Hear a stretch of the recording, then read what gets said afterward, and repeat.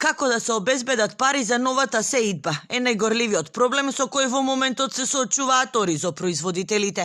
Сидбата ќе стартува за околу 2 месеци, а речиси повеќе од половина од ланската реколта остана непродадена.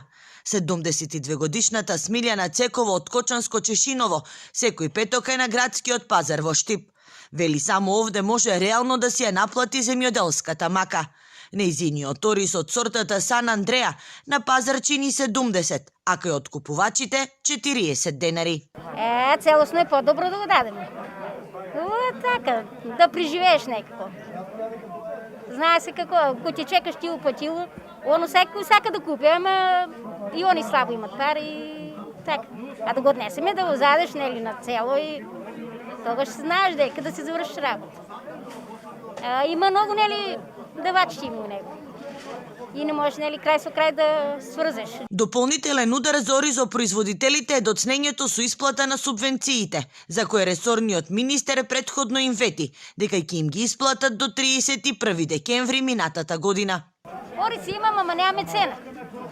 Тоа е проблемот. Субвенции не сме земали и субвенциите не сме земали и така. Тешко, много тешко. Земјоделец, вие сега ще дават помощ на нас земјоделците, ништо не е. И тешко е.